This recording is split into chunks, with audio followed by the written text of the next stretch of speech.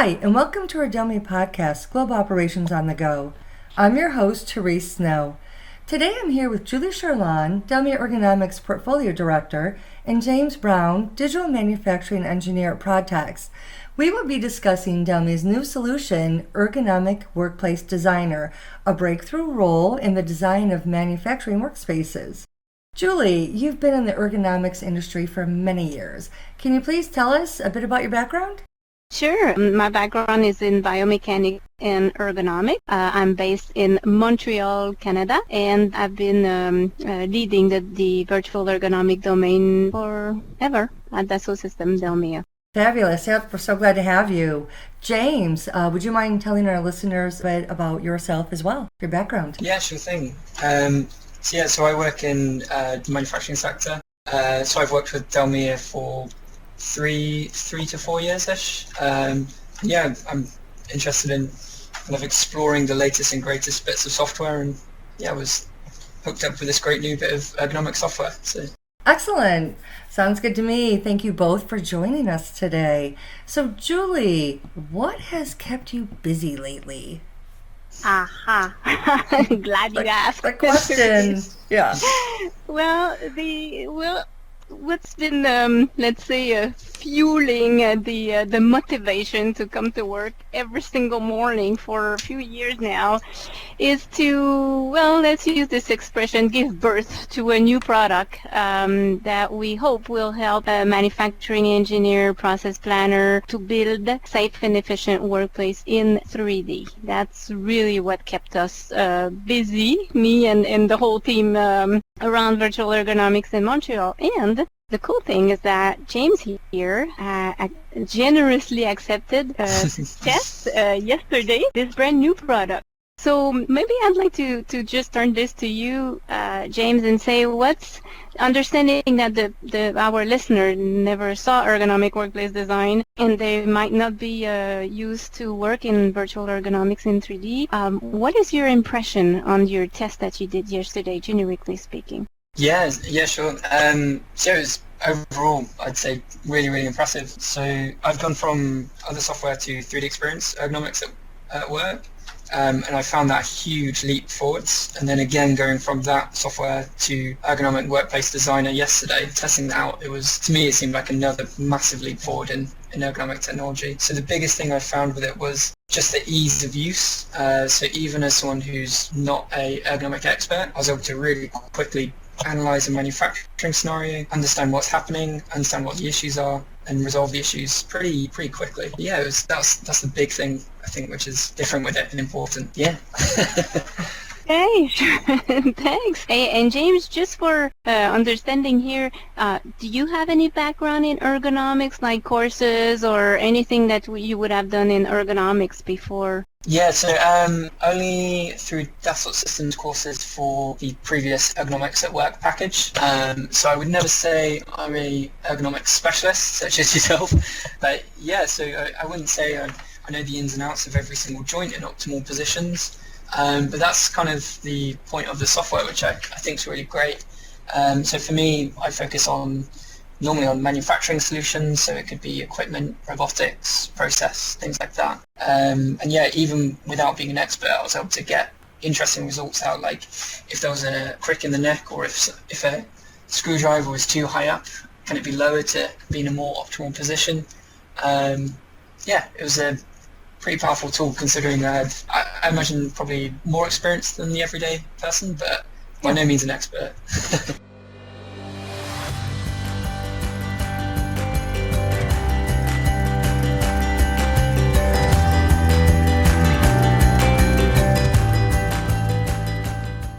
So Julie, what did your team do so that someone like James, without the ergonomics knowledge, to actually be able to validate if a workspace is safe?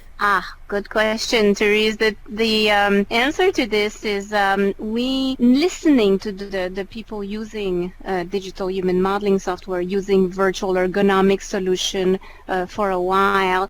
There were two elements preventing people from being able to actually use a virtual ergonomic product for people like James with no ergonomic domain. It takes a little while with today's product to posture the mannequin, because as you know, or maybe as you don't know, I'm just saying ergonomics is the essence of understanding the interaction between the worker and its environment. So in order to be able to analyze ergonomics, it's for sure that the user wants to position the mannequin, posture the mannequin, just like a real worker would be doing the task. Today's ergonomic software takes a little while to position the mannequin. And James, please go ahead and comment about this if you agree or not. That's what you're here today. Another perspective or maybe other word to explain. Yeah, it's certainly a lot quicker than previous software I've used, but it's still the current software in the market. It does still take some time.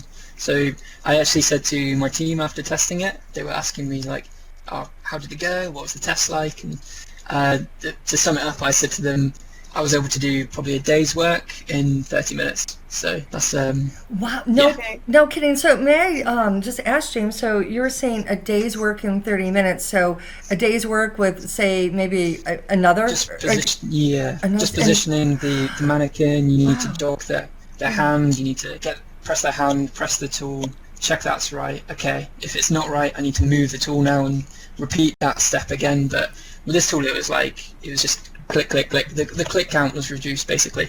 Wow. And I think a lot of the thinking behind of it was just synchronized, and it's done in that engine behind it, which it was good. It was streamlined basically, really streamlined. So. Yeah. So to go back to what I was saying, this we catched it from the field, Therese. It was we could feel that the people were spending a lot of time positioning the mannequin, but you know what? People like James, they don't want to spend time positioning the mannequin. That is not what they want to do. What they want to do is analyze the workplace. So what we did, we set up a collaboration with the Montreal Engineering University to develop a technology that's called the Smart Posturing Engine. And what the Smart Posturing Engine does, it creates a mannequin posture automatically in one click. And I heard you say, James, yesterday, something is happening, like the magic is happening behind. And the word that I could put beside the magic is happening behind is this technology that's called Smart Posturing Engine. That's the technology that positioned the mannequin in there. Yeah, I was raising a few questions, wasn't I, during the test, I think, if you remember, where I was saying, like, is the standing position for the mannequin, have you guys preset that, or did you define that before I joined the test? And yeah, I was pretty surprised to hear that none of that was preset. It was just through this calculation and through this smart engine. So it was really impressive. Calculated through the algorithm. So this is the first. So when you ask me, Therese, what did you do to help people like James? That's the first thing we did. We thought about this new technology that would create a posture automatically. We team up with the engineering school in Montreal, and we developed this new technology that's called the Smart Posturing Engine. That's the first thing we did. Mm-hmm. And in the meantime, there's another thing we did also to get to where we are today, is to find a way to tackle another problem, I would say, not just the fact that it takes a while to position the mannequin, but another consideration also that I could hear often on the field is, well, I'm not an ergonomist. I'm supposed to build workplace, and that's done very early in the design process, but I'm not an ergonomist. I don't have an ergonomic background. And in your software, I need to know what ergonomic analysis to take, when to take it, and then once I have the result, I need to interpret. And I'm not an ergonomist. So that's the second thing we did, Therese. Mm-hmm. Again, we team up with another engineering school in Montreal, and we developed another technology that's called Ergo for All. And what it does, and please understand here, it does not replace an ergonomist. Mm-hmm. Not at all. The thing that it does is that it helps people like James in the software while doing their job with no ergonomic background to understand if the mannequin posture created automatically by the Smart Posturing Engine has a risk to develop musculoskeletal disorder or not, and if that risk is high, mid, or low. So two technology. Smart Posturing Engine for automatic mannequin positioning, and Ergo for All for risk measurement of developing musculoskeletal disorder. James, is this what you saw yesterday, or maybe you have other words to explain it? Because, developing a software and thinking what the user is going to do and actually what the user is actually doing and feeling and perceiving might be totally different here. Yeah. Right. Yeah, no, I think I agree with pretty much everything you said there. The only thing I'd add to it is, so for me, I often in my job go into loads and loads of different companies, and we talk about the software and we talk about ways they can improve their manufacturing, and I think I can really echo that problem that you heard with. It's often engineers working on equipment and they're like, we have no idea how to do this bit of ergonomics. So it gets thrown over the fence to an ergonomist, and it gets pushed way down the line before they get that input. So I think the real good thing with this is, well, it's like you say, it's not replacing an ergonomist. It's just going to inform those decision makers earlier in the process, which I think that's going to be really key for a lot of companies.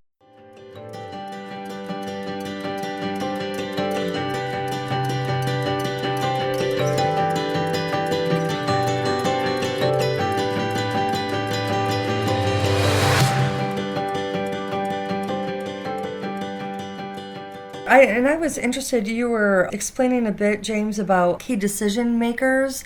Can you explain a little bit about that and how this process can shape that? Yeah, sure. If you have a design engineer or a process engineer or anything like that, someone who's actually working on an assembly line or a manufacturing scenario, like you said, they're probably not going to be an ergonomic expert or anything like that. But while they're developing that process or they're developing that equipment, they want to have ergonomic input. So very often we'll have customers say to us, what happens how does that affect ergonomics, moving this beam over there, or what if we put the robot here, is that going to affect the ergonomics of the cell or anything like that? And you can do that with ergonomics at work, but it's more time, it's a lot of effort, and I think this software, if you say to someone it's going to take me an hour to evaluate the ergonomics and give you recommendations with this, that's really going to open decision makers' possibilities. So I think today what will happen is the decision maker will go, right, we need to evaluate this ergonomics, let's push this on towards a professional who can give me their opinion, and that's maybe going to take a week or 2 weeks with admin, things like that.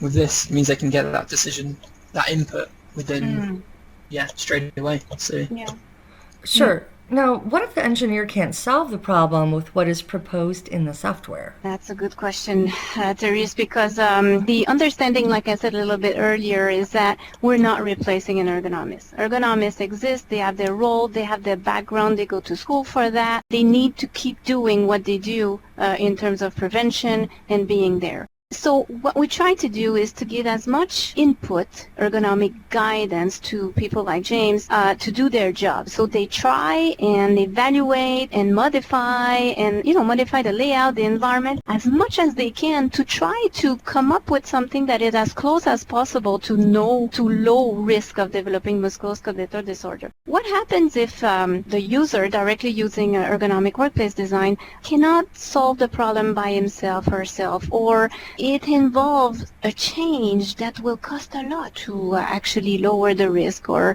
it's a complex problem? What we thought about is to include right there in the software simply a button where you click on it. It puts the user directly in contact with an ergonomist, but not any ergonomist. An ergonomist that knows the game of working in 3D. And that is important because it's ergonomist, and that's their essence, their role. They're human people. They talk to people. They feel people. They will have the tendency to take a little while to solve the problem. And it's all right. There's no negative way of telling here.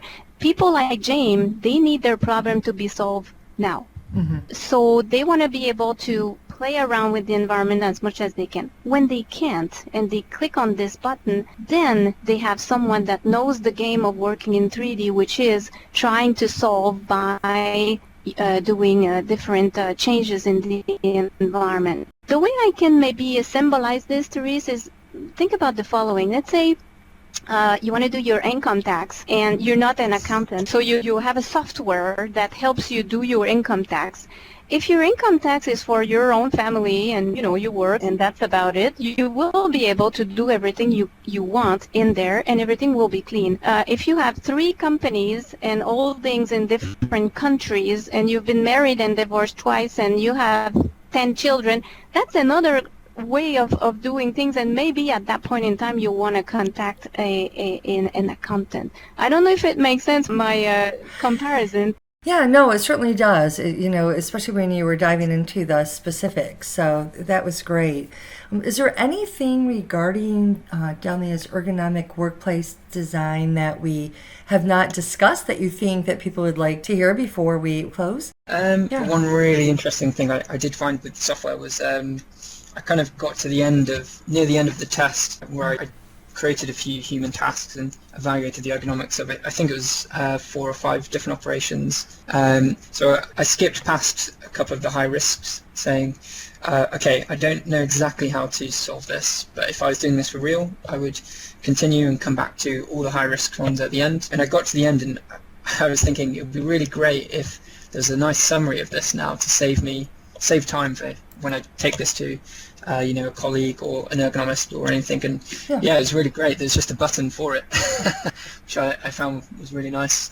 So on the right hand side it just came up and said, you've got, these are the levels of risks, these are the levels of operations, and I just thought I'd add that because I found that as an engineer a really nice summary to the process of operations I just done as an ergonomist. So I think every day I think to be able to have this vision and act on it and try to develop a solution that will actually, and I hope and we hope, change the way people do virtual ergonomics today. And that's a blessing to be in this position today. Oh, absolutely. Julie and James, thank you so much today for your time. Conversation was very interesting. I think our listeners will really appreciate the knowledge. So I thank you both for your time. Thank you. Thank you very much. Thank you. And I am your host, Therese Snow, and thank you for listening to Global Operations on the Go.